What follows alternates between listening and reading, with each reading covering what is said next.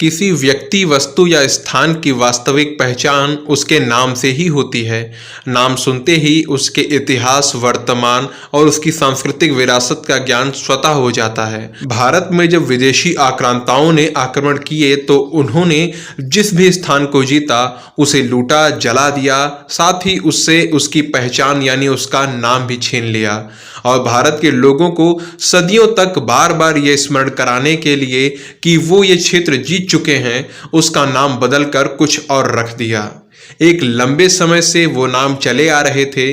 पिछले कुछ समय से उन स्थानों को उनका पुराना नाम, उनका सांस्कृतिक गौरव वापस दिलाने का काम हो रहा है। जैसे भारतीयों के लिए एक पवित्र स्थानों में से है संगम नगरी प्रयाग। उसका नाम मुगल काल में इलाहाबाद रख दिया गया था, लेकिन उत्तर प्रदेश की योगी सरकार ने उसे वापस प्रयागराज कर दिया। उसी तरह प्रभु श्री रामचंद्र जी की नगरी, उनकी जन्मभूमि श्रीधाम अयोध्या का नाम फैजाबाद हो गया था, लेकिन उसे वापस से अयोध्या कर दिया गया है। अभी कुछ दिन पूर्व ही राष्ट्रपति भवन के उद्यानों के नाम से मुगल शब्द हटाकर उन्हें अमृत उद्यान कर दिया गया है। लेकिन अभी भी बहुत से ऐसे स्थान हैं जिनका नाम परिवर्तित किया जाना अभी शेष है। उनमें से 2-3 नाम अभी बहुत ज्यादा चर्चा का विषय बन गए हैं, जिनके नाम शीघ्र ही परिवर्तित होने की संभावना बन गई है। इनमें से एक है उत्तर प्रदेश की राजधानी लखनऊ का नाम, दूसरा है गाजीपुर और तीसरा है बहराइच। प्रतापगढ़ से भाजपा के सांसद संगम लाल गुप्ता ने प्रधानमंत्री नरेंद्र मोदी, गृह मंत्री अमित शाह और मुख्यमंत्री योगी आदित्यनाथ जी को पत्र लिखकर लखनऊ का नाम बदलने की मांग की है। सांसद संगम लाल गुप्ता ने पत्र में कहा है कि अगर मुगल गार्डन का नाम बदलकर अमृत उद्यान किया जा सकता है तो लखनऊ का नाम बदलकर लखनपुरी या लक्ष्मणपुरी क्यों नहीं किया जा सकता। उन्होंने कहा मुगल काल के नाम अब नहीं रहने चाहिए। उन्होंने इस नाम को अविलंब बदलने की मांग की है।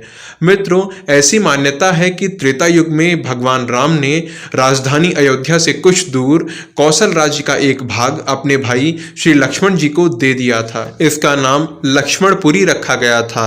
बाद में अपभ्रंश होने के कारण लखनपुरी हुआ और फिर लखनपुर हो गया। मुगल काल में भी आज का लखनऊ लखनपुर नाम से ही जाना जाता था। फिर बात है 1775 की। उस समय अवध के नवाब बने आसफुद्दौला। नवाब बनते ही उसने अवध राज्य की राजधानी फैजाबाद से हटाकर लखनऊ कर दी। इसके बाद उसने लखनपुर का नाम बदलकर लखनऊ कर दिया। यह आज तक लखनऊ के नाम से ही जाना जाता है। लखनऊ के साथ साथ उत्तर प्रदेश के 2 अन्य शहरों के नामों में परिवर्तन की मांग की जा रही है। उनमें से एक है गाजीपुर, दूसरा है बहराइच। सुहेलदेव भारतीय समाज पार्टी के प्रमुख ओम प्रकाश राजभर ने मुख्यमंत्री योगी आदित्यनाथ को पत्र लिखकर गाजीपुर का नाम बदलकर विश्वामित्र नगर और बहराइच का नाम राजा सुहेलदेव नगर करने की मांग की है। मित्रों, मान्यता के अनुसार गाजीपुर का प्राचीन नाम गाधीपुर था। इसे महर्षि विश्वामित्र के पिता राजा गाधी ने बसाया था। बाद में मुस्लिम शासक गयासुद्दीन तुगलक या गाजी मलिक के नाम पर सन 1330 में इसका नाम बदलकर गाजीपुर कर दिया गया था। गाजीपुर जिले के करंडा क्षेत्र में कर्ण ऋषि के आश्रम में बालक भरत का बचपन बीता, जहां वह शेरों के साथ खेला करते थे। राजा भरत की कहानी आप लोग जानते होंगे।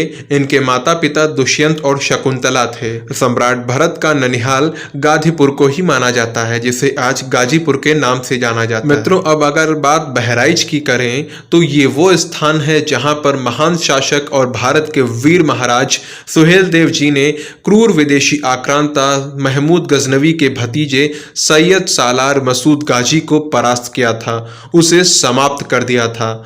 फिर बहराइच के कुछ लोगों ने उस आक्रांता की कब्र पर मजार बना दी और आज कुछ मूर्ख भारतीय महाराजा सुहेलदेव जी की वीरता और उनके बलिदान को भूलकर वहां उस मजार पर चादर चढ़ाने के लिए जाते हैं।